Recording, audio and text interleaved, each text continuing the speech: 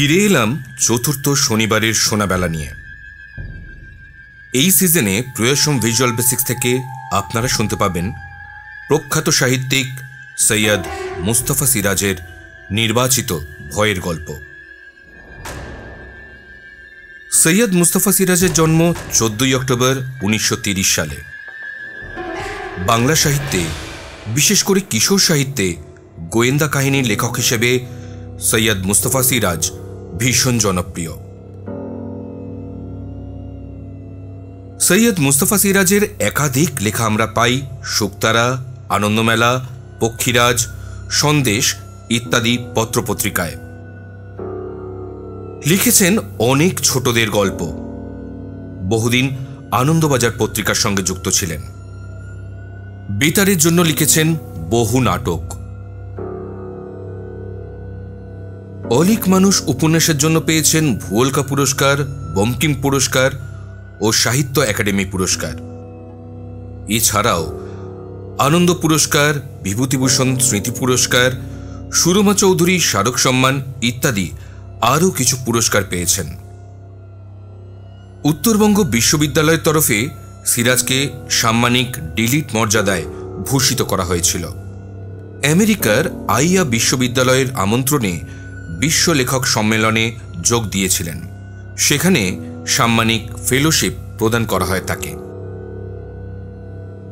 4 September 2012 সালে আমরা হারাই এই প্রখ্যাত সাহিত্যিককে। ধন্যবাদ জানাই ওনার পুত্র শ্রী অমিতাভ সিরাজকে শনিবারের সোনাবেলার এই প্রচেষ্টায় আমাদের পাশে থাকার জন্য। শহর যতই বড় হচ্ছে, ঝলমল করছে রাস্তার আলো, ততই দূরে সরে যাচ্ছে ভূত, প্রেত, পেতনি, শাকচুন্নি ও ব্রহ্মদৈত্যরা। মাঝে মাঝে মনে হয় যদি ফিরে যেতে পারতাম 9 দশকের মাঝামাঝি, যেখানে লোডশেডিং হলেই মা, ঠাকুমা, কাকু, কাকিমার কাজ ঘেঁষে বসে শুনতে পারতাম নানান স্বাদের ভয়ের গল্প। বর্তমান প্রজন্মের হাতে অ্যান্ড্রয়েড।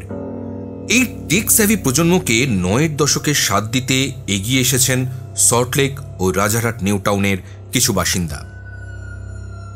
তারা দায়িত্ব নিয়েছেন প্রতি শনিবার নিয়ম করে আপনাদের গল্প শোনাবেন সৈয়দ মুস্তাফা সিরাজের নির্বাচিত ভয় সংগ্রহ থেকে। হেডফোন কানে লাগিয়ে ও ঘরের আলো অফ করে একবার শুনে দেখতে পারেন এনাদের প্রচেষ্টা আপনাদের কেমন লাগলো। ভালো মন্দ যাই লাগুক, কমেন্ট বক্সে এসে আপনাদের মতামত অবশ্যই জানাবেন। আজ আপনাদের জন্য থাকলো সৈয়দ মুস্তাফা সিরাজের আসল ভূতের গল্প। পরিবেশনায় আবর্ত বিএফ ব্লক, সল্টলেক। সল্টলেক প্রয়াসম আয়োজিত চতুর্থ শনিবারের সোনাবেলায় আজ আমরা সল্টলেক বিএফ ব্লকের হয়ে প্রতিনিধিত্ব করছি।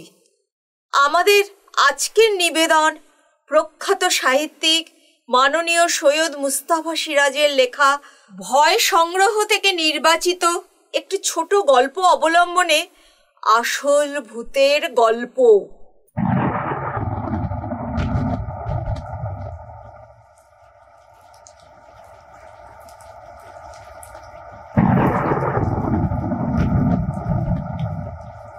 মেঘলা দিন, সকাল থেকেই টিপটিপ করে বৃষ্টি পড়ছিল, কিন্তু সূর্যাস্তের পর শ্রাবণের বৃষ্টি আরও চেপে এলো।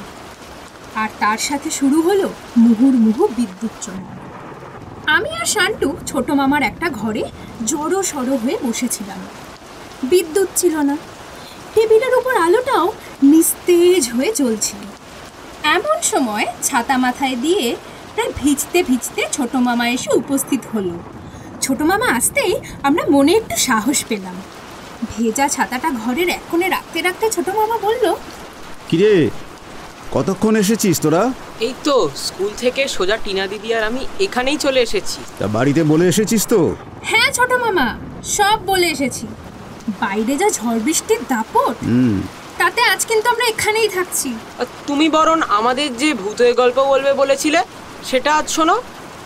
ছোট মামা ভিতরে গিয়ে ভিজে পোশাক পাল্টে এক কাপ গরম চা নিয়ে আমাদের সামনে বসলো। চায়ের কাপে চুমুক দিয়ে বলল, ব্যাপারটা কি জানিস, ভূতের গল্প বা ভূতের কথা তো তোরা অনেক শুনেছিস, কিন্তু নিজের চোখে ভূত দেখেছে এমন লোকের দেখা তোরা পেয়েছিস কি? ছোট মামা, আমার এক বন্ধুর দাদা একবার নাকি ভূত দেখেছিল। একদিন রাতে ওদের বাড়ির পাঁচিলের ধারে সাদা কাপড়ের ঘোমটা পরে কে যেন দাঁড়িয়েছিল। তখন সেই বন্ধুর দাদা ভীষণ ভয় পেয়ে চেঁচামেচি করতেই সাদা কাপড় পরা মানুষটা উধাও হয়ে যায়। বাড়ির সবাই যখন ছুটে আসে তখন আর কিছু দেখা যায়নি। আরে এসব তো নকল ভূত। যারা ভূত দেখেছে বলে তারা বেশিরভাগই নকল ভূত দেখেছে, কিন্তু আসল ভূত দেখেছে কজন? ভূতের আবার আসল নকল হয় না? আলবাত হয়। কি রকম? শোন তাহলে, আমি যখন তোদের বয়সে ছিলাম তখন ঠিক এইরকমই একটা ঘটনা ঘটেছিল আমাদের গ্রামের বাড়িতে। আমাদের বাড়ির সামনেই ছিল প্রকাণ্ড একটা নিম গাছ। তো একদিন বেশ গভীর রাত্রে দেখা গেল ওই নিম গাছের ডালে সাদা কাপড় পরে কে যেন জড়সড় হয়ে বসে আছে। আমরা তো সবাই বাড়ির ভেতর থেকেই ওই দৃশ্য দেখে ভয়েই অস্থির। তখন বাবা বলল, সবাই দরজা জানলা বন্ধ করে চুপচাপ শুয়ে পড়ো, নিম গাছে কিন্তু ভূত থাকে। তো আমরা সবাই বাবার কথা মতো বাড়ির ভেতরে চুপচাপ শুয়ে পড়লাম। কেউ আর ওই নিম গাছের সামনে যাওয়ার মতন সাহস দেখালো না। পরের দিন সকালে যখন আমাদের ঘুম ভাঙল, তখন ওই নিম গাছের কাছে গিয়ে দেখি একটা সাদা কাপড় কোথা থেকে উড়ে এসে ওই নিম গাছটায় আটকে আছে। পরে খোঁজ নিয়ে জানা গেল পাশের বাড়ির পিসিমা দিনের বেলায় দড়িতে কাপড় শুকোতে দিয়েছিল, সে আর সেদিন তার তোলা হয়নি। সন্ধ্যার পর জোরে হাওয়া দিচ্ছিল, কাপড়টা উড়ে গিয়ে ওই নিম গাছের ডালে জড়িয়ে গেছে। রাতের অন্ধকারে তাই দেখে আমরা সবাই ভূত ভেবে ভয়ে জানলা বন্ধ করে বসেছিলাম। এই হলো নকল ভূত। এইরকম নকল ভূত কি আর আমি কম দেখেছি? সে গল্প শুনে লাভ নেই। আচ্ছা ছোট মামা, তুমি তাহলে সত্যি ভূতের অস্তিত্ব মানো, মানে বিশ্বাস করো? হ্যাঁ, ভূতের অস্তিত্ব আমি মানি, এবং শুধু যে মানি তাই নয়, গভীরভাবে বিশ্বাসও করি। আমার জীবনে এমন কিছু ঘটনা ঘটেছে যাতে করে আমি ভূতের অস্তিত্ব নিজেই টের পেয়েছি। আসলে মানুষের মৃত্যু হলেই তো আর সব শেষ হয় না। মৃত্যুর পরও কোনো না কোনোভাবে তার অস্তিত্ব থেকেই যায়। হয়তো সেটা আমাদের মতন এমন শরীরী অস্তিত্ব নয়, কিন্তু বায়ুভূত অস্তিত্ব থাকে। হিন্দু ধারণায় প্রেতাত্মা বা অপদেবতার উল্লেখ আছে। মজাটা কি জানিস? ভূত বিশ্বাস করি আর না করি, ভূত দর্শন থেকে আমি নিষ্কৃতি পাই। আচ্ছা ছোট মামা, তুমি তাহলে নিজেই ভূত দর্শন করেছো? শান্টু, অনেক কিছুই আছে যা আমাদের চক্ষু গোচর হয় না, আমাদের অন্যান্য ইন্দ্রিয় দিয়ে তা অনুভব করতে হয়। সবসময় যে ভূত তুই চাক্ষুষ দেখতে পাবি এমন কোনো কথা নেই। অনেক সময় অনুভবেও বোঝা যায় তাদের অস্তিত্ব। আমার জীবনে এমন অনেক ঘটনা ঘটেছে। বৃষ্টি তো আজ আর থামার কোনো লক্ষণ দেখছি না ছোট মামা। রাস্তাঘাটও বেশ অন্ধকার। এর মধ্যে আর বাইরে বেরোনোর কোনো উপায় নেই। বরং তোমার জীবনের দুই একটা ঘটনা আমাদের শোনাও। হ্যাঁ হ্যাঁ ছোট মামা, ঝড় জলের এই রাত্রে বাড়ি ফেরার যখন কোনো উপায় নেই, তখন তোমার কাছ থেকেই ভূতের গল্প শোনা যাক। গল্প নয় রে শান্টু, গল্প নয়। আমি তাদের অস্তিত্ব অনুভব করেছি, টের পেয়েছি তাদের পদশব্দ। তোরা যদি চাস আমি তোদেরকেও তাদের অস্তিত্ব অনুভব করাতে পারি।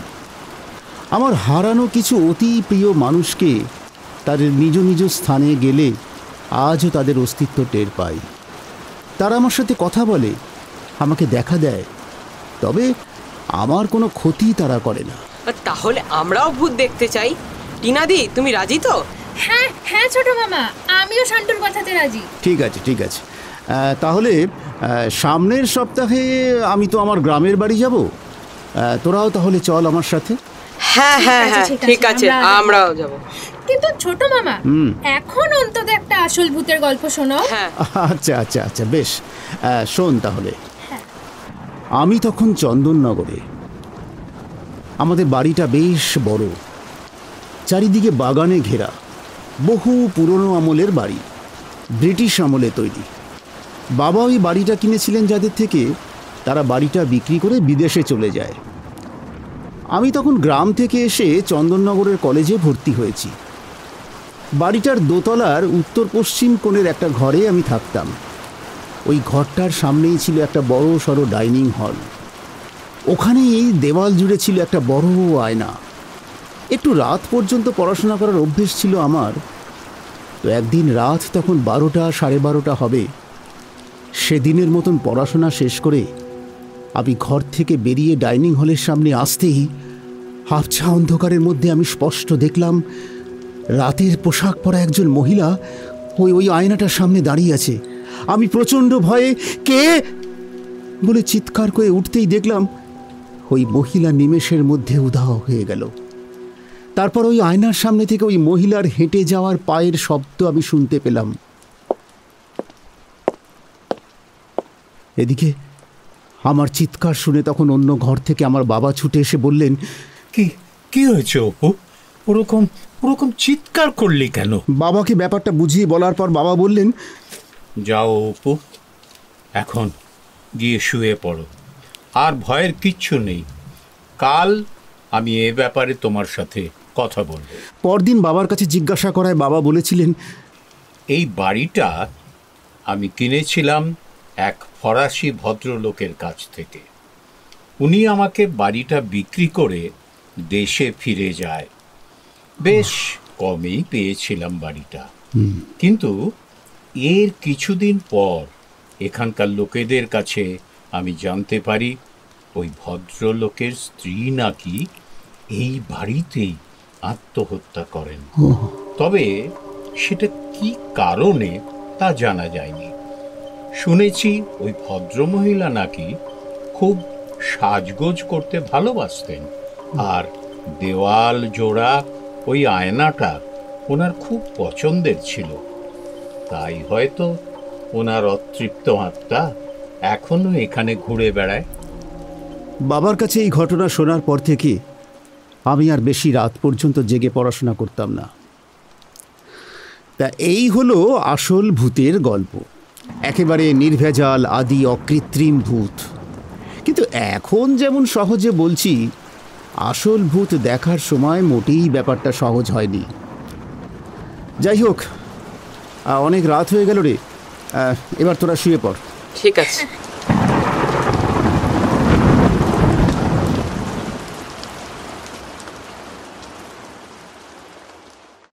এর পরের সপ্তাহেই আমি আর শান্টু ছোট মামার সাথে রওনা দিলাম গ্রামের বাড়ির উদ্দেশ্যে।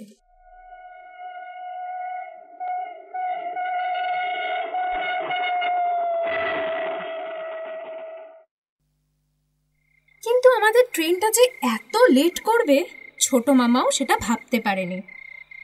ট্রেনটা যখন মধুপুর স্টেশনে পৌঁছলো তখন রাত 11টা। স্টেশন খাঁ খাঁ করছে। 2-3 জন যারা যাত্রী ছিল ট্রেন থেকে নেমেই তারা কোথায় যেন ভ্যানিশ হয়ে গেল। শান্টু, চল স্টেশন থেকে বেরিয়ে দেখি কিছু পাওয়া যায় কিনা। এখান থেকে তোমার সেই বাড়ি কত দূর ছোট মামা? ওই ভ্যান রিক্সায় গেলে মিনিট 20 লাগে, কিন্তু এত রাত্রে আর কিছু পাবো বলে মনে হচ্ছে না রে। আকাশটা কেমন কালো হয়ে আছে, দেখেছো ছোট মামা? হ্যাঁ হ্যাঁ হ্যাঁ, একটা তারার চিহ্ন মাত্র নেই। ঠান্ডা হাওয়া দিচ্ছে, মনে হচ্ছে আশেপাশে বৃষ্টি হচ্ছে। কিরে শান্টু, কিভাবে যাবি? আকাশের অবস্থা কিন্তু সুবিধার নয়, বৃষ্টি আসতে পারে। আসতে পারে না রে, এসে গেছি। 2-1 ফোঁটা আমার গায়ে পড়লো মনে হচ্ছে। ট্রেনটা এত লেট করলো, এখন পায়ে হেঁটে যাওয়া ছাড়া কোনো উপায় নেই রে শান্টু। অনেকটা পথ হাঁটতে হবে রে। কত দূর? বৃষ্টি এসে গেছে, চলো চলো, আর দাঁড়িয়ে লাভ কি? এই বড় রাস্তা দিয়ে গেলে আমাদের গ্রামে পৌঁছতে 8 কিলোমিটার, কিন্তু ওই স্টেশনের পাশ দিয়ে না একটা কাঁচা রাস্তা আছে, একটু ঝোপঝাড়ের মধ্যে দিয়ে যেতে হবে। তা সেই রাস্তা দিয়ে গেলে 5 কিলোমিটার মতন হবে। তাহলে আর দেরি কেন, চলো চলো সেই রাস্তা দিয়েই যাই, অনেকটা শর্টকাট হয়ে যাবে। আচ্ছা ঠিক আছে ঠিক আছে, চল চল চল, রাম নাম করতে করতে আমরা হাঁটা শুরু করি। আমি আগে আগে যাচ্ছি ছোট মামা। হ্যাঁ শান্টু, হ্যাঁ তুই সাথে সাথে থাকবি। ঠিক আছে। আর ছোট মামা, তুমি ঠিক আমাদের পেছনে এসো। চারিদিক এত ঘন অন্ধকার, কিছুই দেখতে পাচ্ছি না।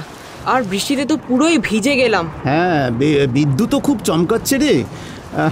ভাবছি বড় রাস্তা দিয়ে গেলেই ভালো হতো। টিনাদি, এই দেখো দেখো, ওই উল্টো দিকের রাস্তা দিয়ে একটা সাইকেল, ভ্যান বা কিছুটা আসছে মনে হয়। হ্যাঁ রে, এদিকেই তো আসছে মনে হচ্ছে। শান্তু, হ্যাঁ, লোকটার পুরো শরীরটা ঢাকা দেওয়া। হ্যাঁ। লোকটা ভ্যানটা আমাদের সামনে দাঁড় করিয়ে বলল, আপনারা কি মধুপুর গ্রামে যাবেন? রিক্সা খুঁজছিলেন? হ্যাঁ হ্যাঁ, আমরা তো মধুপুর গ্রামেই যাব। কিন্তু তুমি কি করে জানলে ভাই? গাড়িতে উঠে বসুন, ঝড় জল আরো বাড়বে, রাত বেড়ে যাচ্ছে। আমি এই পথেই যাব, আপনাদের নামিয়ে দিয়ে যাব। আমরা মনে মনে বেশ খুশি হলাম। উঠে বসলাম সাইকেল ভ্যানে। এবড়ো খেবড়ো রাস্তা দিয়ে খুব কষ্ট সহকারে ধীরে ধীরে আমাদের নিয়ে চলল ভ্যানওয়ালা। এদিক ওদিক দিয়ে বহু চেষ্টা করেও লোকটার মুখ দেখতে পেলাম না। মধুপুর গ্রামের কাছে এসে ভ্যানটা থামিয়ে লোকটা বলল, নেন, আপনারা নেমে পড়েন, সামনেই তো আপনাদের বাড়ি। লোকটা আমাদের নামিয়ে দিয়ে একটু এগিয়ে গিয়ে হঠাৎ বলে উঠল, চলি রে অপু, ওনাদের নিয়ে যখনই গ্রামে এসেছিস তখন আবার দেখা হবে। হরিপদ, হরিপদ, পদ, পদ তুই, পদ শোন, পদ শোন, পদ। হঠাৎ যেন অন্ধকারের মধ্যেই মিলিয়ে গেল লোকটা। অনেক চেষ্টা করেও আমরা আর তাকে দেখতে পেলাম না। ছোট মামাকে কিছু জিজ্ঞাসা করার আগেই বললেন, হরিপদ আমার এখানকার স্কুলের বন্ধু ছিল, আমরা ওকে পদ বলেই ডাকতাম। যাক, তোরা তাহলে শুরুতেই আসল ভূতের দেখা পেয়ে গেলি।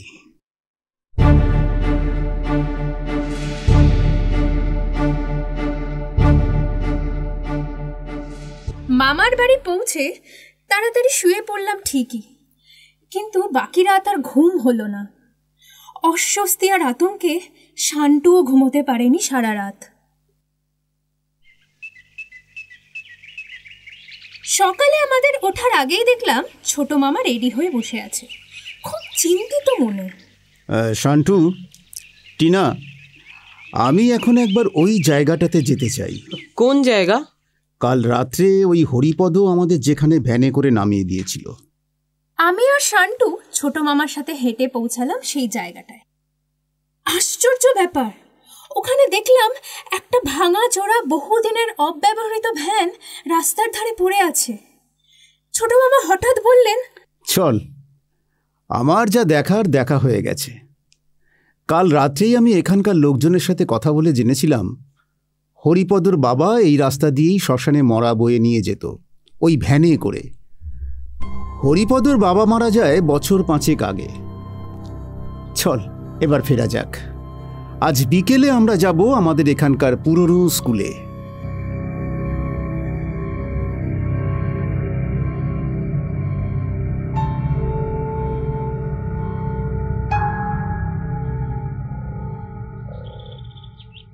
দুপুরে খাওয়া দাওয়ার পর একটু বিশ্রাম নিয়ে বিকেলের দিকে আমরা বেরোলাম ছোট মামার ছেলেবেলার স্কুল দেখতে। স্কুলটা ছিল দুটো গাঁয়ের মধ্যিখানের মাঠে, একেবারে নিরিবিলি জায়গায়। বহুদিন বন্ধ এবং পরিত্যক্ত অবস্থায় পড়ে থাকাতে চারপাশে বড় বড় গাছ আর জঙ্গলি ঝোপঝাড়ে স্কুলটাই প্রায় ঢাকা পড়ে গেছে। স্কুলের কিছু কিছু অংশ ভেঙেও পড়েছে। এই হচ্ছে আমার ছোটবেলার স্কুল। এর ঠিক পেছনেই আছে একটা পুকুর, আর ওর চারপাশে ছিল কলকে ফুলের জঙ্গল, আর তার মাঝখানে ছিল ওই যে দেখতে পাচ্ছিস, ওই যে একটা ঘর মতন, ওই যে দেখ দেখ মাথায় ত্রিশূল গাঁথা। হ্যাঁ হ্যাঁ, দেখতে পাচ্ছি। ওটা ছিল মুক্তকেশীর মন্দির, বহু বছরের পুরনো মন্দির। সাপের ভয়ে ওদিকটায় আমরা একদমই যেতাম না, কিন্তু হরিপদ যেত।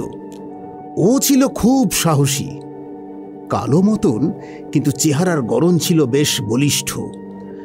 আমরা তখন ক্লাস 8-এ পড়ি। খেলাধুলায় ওর ছিল খুব ঝোঁক, কিন্তু পড়াশোনায় তেমন ঝোঁক ছিল না। কোনো রকমে টেনে টুনে পাশ করে যেত। তাহলে তোমার সঙ্গে এত ভাব হওয়ার কারণ কি? আমার সঙ্গে পদর মানে ওই হরিপদর ভাব হওয়ার কারণ, ক্লাসে মাস্টারমশাই পড়া জিজ্ঞাসা করলে আমি ওকে ফিসফিস করে বলে দিতাম। আর পরীক্ষার সময় তো কথাই নেই, আমার খাতা দেখে ও টুকে দিত। আমার লাভ ছিল, কারোর সঙ্গে ঝগড়াঝাটি হলে পদও সবসময় আমার পক্ষ নিত। ছোট মামা কথা বলতে বলতে আমাদের নিয়ে গেলেন একটা ক্লাস ঘরের মধ্যে। বহুদিন পরিত্যক্ত অবস্থায় পড়ে থাকায় ঘরের মধ্যেও বহু রকমের পোকামাকড়ের উপদ্রব শুরু হয়েছে। স্কুলের পেছনের গাছপালার ঘন ছায়ায় ঘরের ভেতরটা আবছা অন্ধকারের মতো হয়ে আছে। কিন্তু ছোট মামা, তুমি আমাদের এখানে নিয়ে এলে কেন? কেন রে শান্টু, ভয় লাগছে নাকি? না না, ভয় কিসের, একটু বাদেই তো অন্ধকার হয়ে আসবে। আর তোমাদের এখানে তো আবার বিদ্যুৎ নেই, আমাদের তো আবার হেঁটেই বাড়ি ফিরতে হবে, তাই আর কি। তাহলে কি বলছিস, আমরা ফিরে যাব? না না ছোট মামা, আমরা তোমার এই পুরো স্কুলের সবটাই দেখতে চাই। হ্যাঁ ঠিক আছে, শোন, এই যে ঘরটায় তোরা ঢুকলি, এটাই ছিল আমাদের ক্লাসরুম। হ্যাঁ চল চল, ওই ওই পেছনের, হ্যাঁ ওই পেছনের দেয়ালটার দিকে চল। হ্যাঁ এই দেখ, এই পদ বসত পেছনের দেওয়ালে লাগোয়া একটা বেঞ্চিতে, আর এই বেঞ্চিতে বসে ও মাথাটা না ঠেকিয়ে রাখতো পেছনের দেওয়ালে।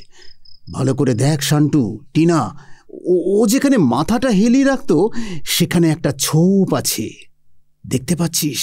হ্যাঁ দেখতে পাচ্ছি। ওই ছোপটা দেখে কি বুঝছিস? দেখলে মনে হচ্ছে ছোপটার মধ্যে দুটো গোলাকার চোখ। হ্যাঁ, কালো ছোপটার মধ্যে দুটো চোখ যেন অদ্ভুতভাবে তাকিয়ে আছে। হ্যাঁ, পদ মারা যাওয়ার পর থেকেই ওই ছোপটা যেন আরো বেশি পরিস্ফুট হতে থাকে। কিন্তু তোমার ওই বন্ধু মারা গেল কি করে? তখন পাড়াগাঁয়ে ম্যালেরিয়া জ্বরের উপদ্রব ছিল, চিকিৎসা ছিল না ঠিক মতন, মহামারীর মতন গাঁ উজাড় হয়ে যাচ্ছিল ওই রোগে। বার্ষিক পরীক্ষার কয়েকদিন আগে হরিপদ ম্যালেরিয়ায় ভুগে মারা গেল।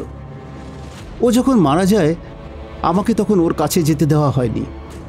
পরে শুনেছিলাম ও নাকি আমাকে শেষবারের মতন একটু দেখতে চেয়েছিল, কিন্তু সেই ইচ্ছে ওর অপূর্ণ থেকে গিয়েছিল।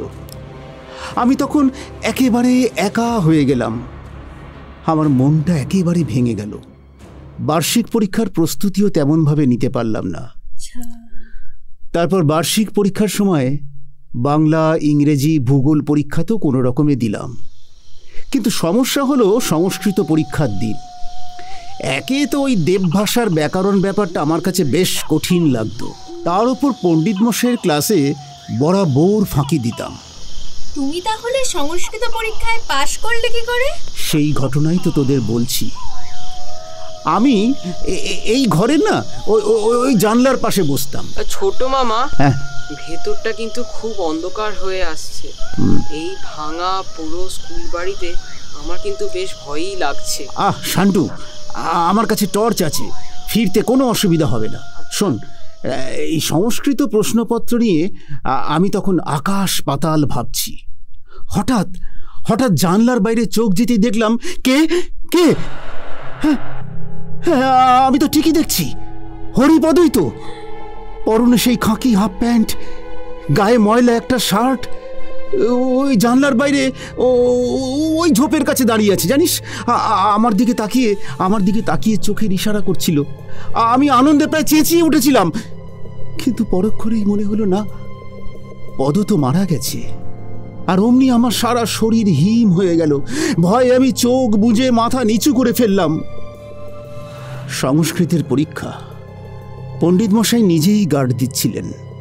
গম্ভীর গলায় আমাকে বললেন, ও কিরে অপু, ধ্যান করছিস নাকি? আমি কোনো রকমে চোখ খুলে কাচুমাচু মুখে বললাম, স্যার, হরিপদ স্যার, হরিপদ। হরিপদর জন্য শোক প্রকাশ করছিস? বন্ধুর জন্য শোক প্রকাশ পরে হবে, বুঝেছিস? এখন পরীক্ষাটা ঠিক মতো দে। পণ্ডিত মশাই ছিলেন খুব রাগী ধরনের মানুষ। কথায় কথায় ছাত্রদের মাথা দেওয়ালে ঠুকে দিতেন, নয়তো কান ধরে মার্চ করাতেন। তাই আর ওনাকে কিছু বলার সাহস হলো না। লেখার ভান করতে থাকলাম, কিন্তু কিছুক্ষণ পর আবার আমি জানলা দিয়ে বাইরে তাকালাম। আর কি আশ্চর্য, ওই ওই ওই হরিপদই তো। ওই যে দেখ দেখ, ওই যে ঝোপটা দেখতে পাচ্ছিস না, ওখানেই ও দাঁড়িয়েছিল আর আমাকে ইশারা করে ডাকছিল। আমি স্পষ্ট দেখেছিলাম ওর হাতে একটা কাগজ ছিল আর আমাকে ইশারা করে কাগজের দিকে দেখিয়ে কিছু একটা বলতে চাইছিল। আমার হাত পা কাঁপতে শুরু করেছিল। আমি পণ্ডিত মশাইকে বলতে গেলাম, স্যার স্যার স্যার ওই দেখুন হরিপদ স্যার। পণ্ডিত মশাই জানলার কাছে গিয়ে বাইরে তাকালেন, তারপর আমার কাছে এসে বললেন, রসিকতা হচ্ছে আমার সঙ্গে, রসিকতা? বেয়াদব, পাষণ্ড। তখন আমার গলা শুকিয়ে গেছে। অতি কষ্টে বললাম, স্যার স্যার স্যার জল জল জল খাবো। জল খাবে তো হরিপদ করছো কেন স্যার? মূর্খ কোথাকার, যাও ওই বাইরের কলতলায় গিয়ে জল খেয়ে এসো। আমি কোনো রকমে বাইরে গেলাম, কিন্তু বাইরে গিয়ে কোথাও কাউকে দেখতে পেলাম না। ভয়ে ভয়ে ওই ঝোপটার দিকে তাকিয়ে দেখলাম, কিন্তু না, কোথাও কেউ নেই। আমার গলা শুকিয়ে শরীর অবশ হয়ে আসছিল।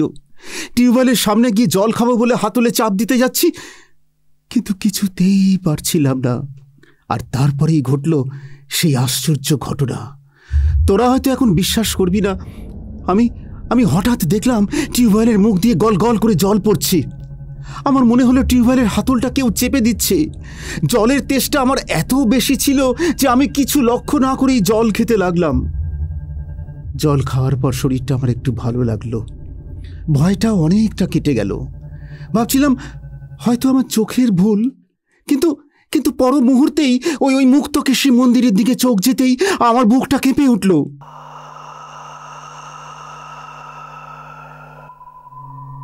কি অবাক কাণ্ড! পদ ওই মন্দিরের বারান্দা থেকে হাতের ইশারায় আমাকে ডাকছে। কি করলে তখন তুমি? তখন আমি দোটানায় পড়ে গেলাম। তাহলে কি পদ মারা যায়নি? কোনো কারণে কোনো ভুল খবর কি আমার কাছে এসেছিল? আবার আমার তখন এও মনে হয়েছিল, কোনো সাধু সন্ন্যাসীর অলৌকিক ক্ষমতায় কি হরিপদ প্রাণ ফিরে পেয়েছিল। ছোট মামা, তুমি এসব অবাস্তব কিছু বিশ্বাস করতে? টিনা, তখন আমার 14 বছর বয়স, আর এই ঘটনাটা প্রায় 50 বছর আগেকার ঘটনা। এই পাড়াগাঁয়ে থাকি, কোনটা বাস্তব আর কোনটা অবাস্তব সেটা বোঝার মতন অবস্থা তখন আমার ছিল না। টিনাদি, তুমি কিন্তু ব্যাপারটা শোনার থেকে অন্যান্য প্রশ্ন বেশি করছো। ছোট মামা, তুমি বলো তো তারপর কি হলো? তখন আমি না মরিয়া হয়ে এই মন্দিরের জঙ্গলে ঢুকে পড়লাম। ওখানে গিয়ে পদকে কোথাও দেখতে না পেয়ে আমি চিৎকার করে বললাম, পদ, হরিপদ, তুই বেঁচে আছিস? তুই কোথায়? আবার আমি চোখের সামনে পদকে দেখতে পেলাম। ঠোঁটে আঙুল দিয়ে ইশারায় আমাকে চুপ করতে বলছে। হঠাৎ একটা ভাঁজ করা কাগজ আমার সামনে ফেলে দিয়েই হরিপদ উধাও হয়ে গেল। আর ওকে দেখতে পেলাম না। আস্তে আস্তে কাগজটা খুলে দেখি সংস্কৃত প্রশ্নের উত্তরগুলো এই কাগজে লেখা রয়েছে। আমি তখন কাগজে লেখা উত্তরগুলো প্রাণপণে মুখস্থ করার চেষ্টা করছিলাম। হরিপদ জীবিত না মৃত সেটা আর তখন আমার মাথায় ছিল না। একটু পরেই আচমকা কে আমার কান ধরল। আমি আঁতকে উঠেছিলাম পদর কথা ভেবে, কিন্তু তারপরেই দেখি পণ্ডিত মশাই আমার কান মুলে ধরেছে। ওরে হতচ্ছাড়া, তস্কর, কূটবুদ্ধি কুষ্মাণ্ড, পড়াশোনায় ফাঁকি দিয়ে এমনি করে চুরির রাস্তা ধরেছ? আমি কিছু জানি না স্যার। ওই পদ মানে ওই হরিপদ। চোপড়াও বেয়াদব, স্তব্ধ হও তস্কর বালক। আমাকে পণ্ডিত মশাই সেই কাগজ শুদ্ধ কান ধরে হিড়হিড় করে টানতে টানতে নিয়ে চলে গেলেন। আমি কাঁদতে কাঁদতে বলেছিলাম, পদই আমাকে ওই কাগজটা দিয়েছিল। ওটা আমার হাতের লেখা নয় স্যার, ওটা পদর লেখা। কিন্তু কেউ আমার কথা বিশ্বাস করলো না। কি করলে তখন তুমি? তোমাকে কি আর পরীক্ষা দিতে দিয়েছিল? না রে, ক্লাস 8-এ ফেল করেছিলাম সেবার, সে ওই পদর ভূতের জন্য। কেউ কি তোমার কথা বিশ্বাস করেছিল? না রে, কাউকে আমি বিশ্বাস করাতে পারিনি। আমার বাবা পর্যন্ত বলেছিলেন পড়াশোনা করবে না, টুকলি করতে গিয়ে ধরা পড়ে এখন পদর ঘাড়ে দোষ চাপাচ্ছ। আমি বাবাকে বলেছিলাম ওটা আমার হাতের লেখা নয় বাবা, ওটা পদর হাতের লেখা, তোমরা মিলিয়ে দেখো। চুপ চুপ হতভাগা। অশোকের আগে পদ তোর কাছ থেকে সংস্কৃত মানে বইটা নিয়ে গিয়েছিল না? ওই বইটা ফেরত দেওয়ার সময় ওই বইটার ভেতর পদর হাতের লেখা ওই কাগজটা ছিল। আমার সাথে চালাকি করিস না। যাকগে, যা হবার তা তো হয়েই গিয়েছিল। কিন্তু উনি তো তোমার বন্ধু ছিল, তাহলে ওনার ভূত তোমার ওই ক্ষতি করেছিল কেন? হয়তো আমার ভালোই চেয়েছিল, তবে এই ঘটনা এতদিন আমি কাউকে বলিনি। আজ এই ঘটনাস্থলে এসে তোদেরকেই শুধু বললাম। ছোট মামা, হ্যাঁ। ছোট মামা, হ্যাঁ। টিনাদি, ওইদিকে দেখো, ওইদিকে দেখো, ওই ছোপটার দিকে। পেছন ফিরে দেওয়ালের ওই ছোপটার দিকে তাকাতেই দেখলাম মাথা, মুখ, চোখ ঢাকা দেওয়া একটা মানব শরীর দাঁড়িয়ে আছে। আমি ফিস ফিস করে বললাম, ছোট মামা, ছোট মামা, এই লোকটাই কিন্তু কাল রাতে আমাদের ভ্যানে করে তোমাদের বাড়ি পৌঁছে দিয়েছিল। হ্যাঁ রে, ঠিকই বলেছিস, এই আমার বন্ধু হরিপদ। আমরা ভয়ে ভয়ে খুব ধীরে ধীরে ওই ছোপটার কাছে এগোতেই দেওয়ালের ওই ছোপটা ছাড়া আর কিছুই দেখতে পেলাম না। টিনা, শান্টু, চল এবার ফেরা যাক। কাল সকালেই আমরা এখান থেকে কলকাতায় ফিরে যাব।